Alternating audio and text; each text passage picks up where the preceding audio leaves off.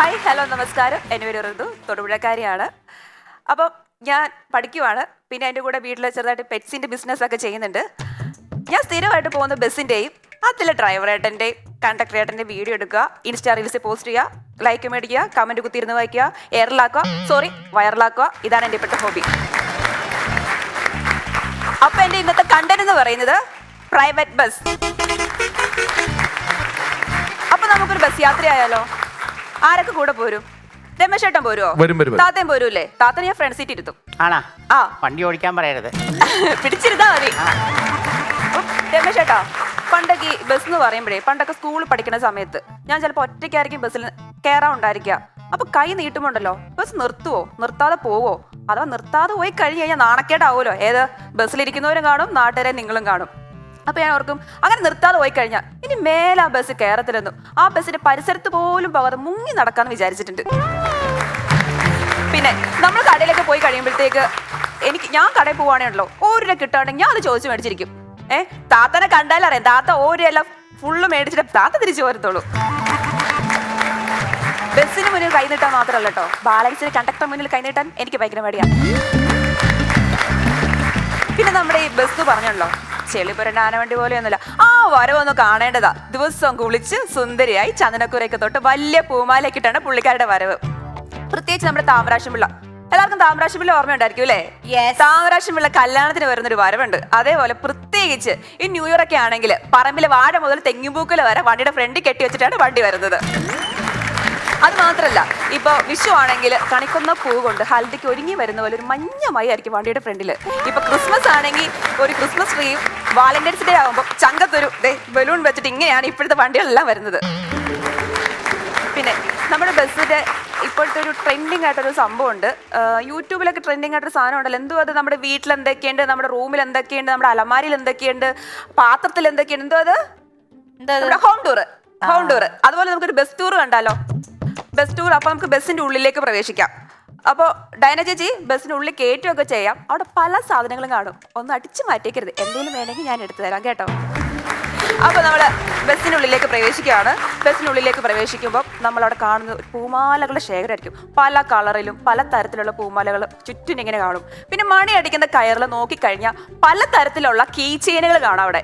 പിന്നെ നമ്മൾ ബസ്സിന്റെ ഫ്രണ്ടിലേക്ക് നോക്കുമ്പോൾ തന്നെ അവിടെ ബാർബികളുടെ ഡോൾ ഉണ്ടായിരിക്കും, ചെറിയ വണ്ടി ഉണ്ടായിരിക്കും, പൂമ്പാറ്റ ഉണ്ടായിരിക്കും, കാറ്റത്താടുന്ന മയിൽപ്പീലികൾ ഉണ്ടായിരിക്കും. ഇങ്ങനെ പല സാധനങ്ങളും ആ ഒരു ഫ്രണ്ടിൽ ഉണ്ടായിരിക്കും. എന്തിനാ നമ്മൾ തലയിലിരുന്ന് ബുഷ് വരെ ഗിയർ ലിവർ ഇട്ടിട്ടാണ് ചേട്ടൻ വണ്ടി ഓടിക്കുന്നത്. അത് മാത്രല്ല രമേശ് ചേട്ടാ, ഇപ്പൊ പല ബസ്സിലും ട്രെൻഡിങ് ആണ്. ഗിയർ ലിവറിലുണ്ടല്ലോ പാവാട വരെ തയ്പ്പിച്ച് ബാർബികളാക്കി ഇട്ടേക്കുവാണ്. പിന്നെ വണ്ടി സ്പീഡിൽ പോകുമ്പോൾ ഡ്രീം ക്യാച്ചർ ഷെയറും കാണും. ഈ സ്പീഡിൽ പോകുമ്പോൾ ഈ ഡ്രീം ക്യാച്ചിൽ കോഴിത്തൂകളൊക്കെ ഇങ്ങനെ ആടും. കാറ്റ് താർന്ന ഡ്രീം ക്യാച്ചിന് കോഴിത്തൂകൾ വകഞ്ഞ് മാറ്റിയിട്ടാണ് ഡ്രൈവറായിട്ട് വണ്ടി ഓടിക്കുന്നത്. നിങ്ങളെല്ലാവരും ബസ്സിലെ രാവിലത്തെ ട്രിപ്പിൽ കയറിയിട്ടുണ്ടോ? രാവിലെ ഒരു 5:30, ചിലപ്പോൾ 6 മണി സമയത്തായിരിക്കും രാവിലത്തെ ട്രിപ്പ് എന്ന് പറയുന്നത്. രാവിലത്തെ ട്രിപ്പിലൊന്ന് കയറണം. കത്തിച്ച് വെച്ച് ചന്ദനത്തിരി, പൂമാലകൾക്ക് നടുവിലിരിക്കുന്ന രൂപങ്ങളും ഒപ്പം ഒരു ഭക്തിഗാനം കൂടെ ആകുമ്പോൾ ആഹാ, ഞാനത് അമ്പലത്തിലാണോ പള്ളിയിലാണോ എന്ന് ആലോചിച്ചു. അപ്പൊ നമ്മൾ രാവിലെ ബസ്സിൽ വെക്കുന്ന പാട്ടെന്ന് പറയുന്നത്, പന്തളനാഥൻ വൻപുലി മേലെ വന്നെഴുന്നീടും മാമലയിൽ മകരവിളക്കിൻ മഞ്ജുളനാദം മിഴിതെളിയാനായി കാണും ഞാൻ എന്നൊരു 8 മണി ഒരു 10:30 വരെ സമയം നിങ്ങളെ പോലുള്ള സുന്ദരിമാരും കോളേജുമാരും വണ്ടി കയറുമ്പോൾ വെക്കുന്ന പാട്ട്. അപ്പൊ ഡ്രൈവറായിട്ട് മാസം കാണിച്ച്, കുറുക്കനെ കറക്കണ കിളിയല്ലേ, കിളികളെ പോറ്റണ കൂടല്ലേ, കുറുക്കുത്തി മലരല്ലേ, മലരിലെ മലത്തേനാണേ എന്നൊരു ഉച്ചയൊക്കെ ആകുമ്പോൾ ചോറൊക്കെ ഉണ്ടിട്ട് മടുത്ത് വണ്ടി ഓടിക്കരുത്, എങ്ങനെയും ഒന്ന് എത്തിയാൽ മതിയെന്നേ ഉള്ളായിരിക്കും. നമ്മൾ യാത്രക്കാർക്കാണെങ്കിലും ഭയങ്കര മുഷിപ്പായിരിക്കും. അപ്പൊ വെക്കുന്ന പാട്ട്, കുട്ടിക്കൂറുമ്പിന്റെ കാന്തരിച്ചുണ്ടുമായി കുഞ്ഞാറ്റ കിളി പോരൂലേ, ഉച്ചമയക്കത്തിൽ പൂച്ച കൂരിഞ്ഞേമല്ലേ മാറിൽ പാതുങ്ങൂലേ എന്ന അവസാനത്തെ ട്രിപ്പുണ്ട്. ആ ട്രിപ്പ് ഒന്ന് കാണേണ്ടതാ. 2 അടിച്ചിട്ടൊക്കെ കയറുന്ന ചേട്ടന്മാർ കാണും. ഒരു പാട്ട് വെച്ച് തുള്ളിച്ചാട റെഡി ആക്കുന്ന ചേട്ടന്മാരുണ്ടായിരിക്കും. അപ്പൊ നമ്മൾ വയ്ക്കുന്ന പാട്ട്, അപ്പടി പോട് പോട് പോട് അസുക്ക് പോട് കണ്ണാലേ. 5 മിനിറ്റ് നേരത്തെങ്കിലും എത്തണം, യാത്രക്കാരെ ഇറക്കണം, വണ്ടി ഒതുക്കണം, എന്നിട്ട് വേണം ഡ്രൈവറുടെ 2 ഒന്ന് ചെറുതായിട്ടൊന്ന് അടിക്കാൻ. ഈ ഉദ്ദേശത്തോടുകൂടിയാണ് ജെറ്റ് പോകുന്ന പോലെ ആയിരിക്കും രാത്രിയിലെ ട്രിപ്പ് എന്ന് പറയുന്നത്. പിന്നെ തമിഴ് സോങ്ങും DJ ലൈറ്റും മസ്റ്റ് ആയിരിക്കും. പിന്നെ നമ്മുടെ കോടീശ്വരം പ്രോഗ്രാമിൽ ഹോട്ട് സീറ്റ് എല്ലാവർക്കും അറിയായിരിക്കും. കോടീശ്വരം പ്രോഗ്രാമിൽ മാത്രമല്ല നമ്മുടെ ബസ്സിൽ ഹോട്ട് സീറ്റ് ഉണ്ട്. താത്തയ്ക്ക് അറിയോ താത്ത? അതാണ് നമ്മുടെ ബോണറ്റ്. തിരക്കുള്ള വണ്ടിയിൽ നിന്ന് കാല് കഴിക്കുമ്പോൾ ഇരിക്കാനൊരു മോഹം. ഇതാ കിടക്കണ ബോണറ്റ് ഒഴിക്കും, നേരെ കമ്പിക്കുള്ളിൽ വലിഞ്ഞ് കയറി അവിടെ കയറി കുത്തിയിരിക്കുമ്പോഴോ നിങ്ങളെല്ലാം എൻ്റെ മുഖത്തേക്ക് വായി നോക്കി ഇരിക്കുന്നു. ആദ്യമൊക്കെ ഇരിക്കും, നല്ല ഗമ്മയൊക്കെ ഇട്ടിരിക്കും, ഫോണൊക്കെ തോണ്ടി. കുഴപ്പമില്ല. കുറച്ച് കഴിയുമ്പോൾ കുഴപ്പമുണ്ടോ? ഇല്ല. കുറച്ചുകൂടെ കഴിയുമ്പോൾ ഉണ്ട്. ഒന്ന് എണീറ്റ് വെക്കാന്ന് പറഞ്ഞ് അങ്ങ് എണീക്കും അങ്ങോട്ട്. അപ്പൊ എനിക്ക് പറയാനുള്ളത്, ബോണറ്റ് ഇരിക്കുന്നവർ കുറച്ച് കട്ടിയുള്ള വസ്ത്രമൊക്കെ ധരിച്ച്, പ്രത്യേകിച്ച് ചേച്ചിമാരിക്കണം. പിന്നെ നമ്മുടെ ബസ്സിന്റെ കേസ് പറഞ്ഞപ്പോൾ ഈ ഇന്നത്തെ കേരളത്തിലെ പല ബസ്സുകളും, എല്ലാ ബസ്സിലും ഒന്നുമില്ല, ചില ബസ്സിൽ ഈ ബോണറ്റ് പറഞ്ഞപ്പോഴാട്ടോ ഓർത്തത്, ഈ ഫിഷ് ടാങ്കില്ലേ, ചെറിയ ഫിഷ് ടാങ്ക്, അത് വരെയുണ്ട്. ഓരോ കുടിയിലും ചാടുമ്പോൾ ഈ മീനിന് തുള്ളി കളിക്കും. അടുത്ത കുഴി ചാടുമ്പോൾ തുള്ളി തെറിച്ച് നേരെ വന്ന് വീഴും നമ്മുടെ ഹോട്ട് സീറ്റിലേക്ക്, ബോണറ്റിൽ. പിന്നെ ഉച്ചയ്ക്ക് ഡ്രൈവറായിട്ടിന് ആ മീൻ വറുത്ത് കൂട്ടിയിട്ടാണ് ചോറുണ്ണുന്നത്. പിന്നെ പൊതുവെ എല്ലാവരും പറയും ബസ് ഡ്രൈവർ ആണെങ്കിൽ എനിക്ക് വേണ്ട, ആ ചേട്ടനെ കല്യാണം കഴിക്കണ്ട, പെണ്ണ് കിട്ടത്തില്ല എന്നൊക്കെ പറയുന്നത്. കഴിഞ്ഞ ദിവസം ഞാൻ എൻ്റെ ഏട്ടൻ്റെ കൂടെ ഒരു വീഡിയോ പോസ്റ്റ് ചെയ്തു ഇൻസ്റ്റയിൽ. അപ്പോൾ ഞാൻ ബോണറ്റിൽ ഇരുന്നിട്ടാണ് വീഡിയോ എടുക്കുന്നത്. കിട്ടുന്ന കമൻസ് ഒന്ന് കാണും, രമേശ് ചേട്ടാ, ഊഫ് ചേട്ടൻ പൊളി, ചേട്ടൻ്റെ ഡ്രൈവിനേക്കാൾ ചേട്ടൻ്റെ മുഖത്തിനാണ് മൊഞ്ച്, ചേട്ടായി സിംഗിൾ ആണോ?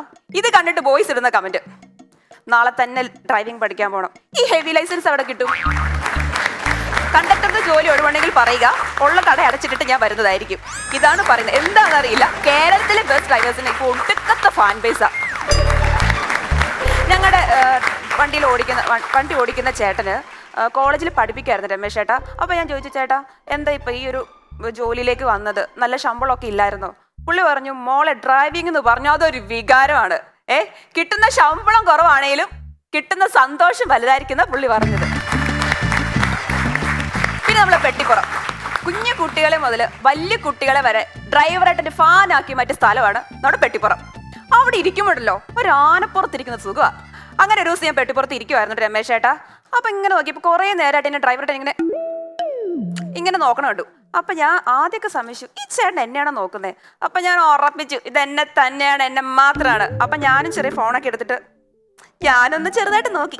കുറച്ച് കഴിയുമ്പോഴാണ് ചേട്ടൻ പറഞ്ഞത്, എടി കൊച്ചു മര്യാദയ്ക്ക് മാറിയിരിക്കും, എനിക്ക് സൈഡ് മിറർ കാണത്തില്ലത്. അപ്പൊ ഞാൻ ആരായി? അയാൾ ഇത്രയും നേരം നോക്കിക്കൊണ്ടിരുന്ന സൈഡ് മിറർ ആയിരുന്നു. കാര്യം ഡ്രൈവറായിട്ടൊരു ഒരു കലിപ്പനൊക്കെ ആണെങ്കിലേ ആളൊരു ചുള്ളനാട്ടോ. ആ ചേട്ടന്റെ ഓരോ വളയ്ക്കലും ആ ബ്രേക്ക് ചവിട്ടും ആ ഗിയർ മാറ്റവും ഒക്കെ കണ്ടു കഴിഞ്ഞാണ്ടല്ലോ ആരായാലും ഒന്ന് വളഞ്ഞു പോവും, വീണു പോവും. താത്ത എങ്ങനെ ഇരിഞ്ഞാണ്ടല്ലോ കൈയൊക്കെ പിടിച്ചിരിക്കണം, അല്ലാതെ ഡ്രൈവറായിട്ട് വായി നോക്കി ഇരിക്കാതെ പിടിച്ചിരിക്ക്. പിന്നെ നമ്മുടെ പണ്ട് പോലെ നമ്മുടെ ഓട്ടോഗ്രാഫിലൊക്കെ എഴുതിയൊരു ഡയലോഗുണ്ട്, പാടത്തെ കിളിയെ സ്നേഹിച്ചാലും പറമ്പിലെ കിളിയെ സ്നേഹിച്ചാലും ബസ്സിലെ കിളിയെ സ്നേഹിക്കരുത്, അത് പറന്നു പോകുന്നു. ഞാനും അങ്ങനെ എഴുതി കൊടുത്തിട്ടുണ്ട്. അപ്പൊ എനിക്കൊരു സംശയമായിരുന്നു, അതെന്താ ഈ ഡോറിൽ നിൽക്കുന്ന ചേട്ടനെ കിളിന്ന് വിളിക്കണേന്ന്. പിന്നെയാണ് ആ ചേട്ടൻ പറഞ്ഞു തന്നെ, എടി ഞാൻ ഡോറിൽ പറന്നാണ് നിൽക്കുന്നത്, അതുകൊണ്ടാണ് എന്നെ കിളിന്ന് വിളിക്കുന്നത്. പിന്നെ നമ്മൾ ഈ പെട്ടിപ്പുറത്തിരിക്കുമ്പോഴേ ഈ വണ്ടി സ്പീഡിൽ പോവുകയാണെങ്കിൽ നമ്മളിടുന്ന ചില എക്സ്പ്രഷൻസ് കാണും. വണ്ടി സ്പീഡിൽ പോവും, ഇങ്ങനെ സ്പീഡിൽ പോകുമ്പോൾ പെട്ടെന്ന് ഓവർടേക്ക് ചെയ്യും. അപ്പം ഞാൻ ഇങ്ങനെ വെട്ടിക്കും പെട്ടിപ്പുറത്തിരിക്കുന്നവർ. എനിക്കറിയത്തില്ല ഞാൻ എന്തിനാണ് ഇങ്ങനെ വെട്ടിക്കണേന്ന്. അതുപോലെ തന്നെ സ്പീഡിൽ പോകുന്ന വണ്ടിയുടെ മുമ്പിൽ ഒരു പട്ടിയോ പൂച്ച ഇങ്ങനെ പോവുകയാണെങ്കിൽ ഈ എക്സ്പ്രഷനാണ് നമ്മൾ അവിടെ ഇടുന്നത്. അപ്പോൾ നമ്മുടെ മന്ത്രി പറഞ്ഞ പോലെ വണ്ടി ഓടിക്കുന്നതിലല്ല, വണ്ടിയെ കൈകാര്യം ചെയ്യുന്നതിലാണ് കാര്യം. അപ്പം മര്യാദയ്ക്ക് ഓടിച്ചില്ലെങ്കിൽ നാട്ടുകാരും പോലീസുകാരും കൈകാര്യം ചെയ്യും. അപ്പം ഞാൻ ഈ സ്റ്റോപ്പിൽ ഇറങ്ങുവാണേ. Tata, thank you. Once upon a time.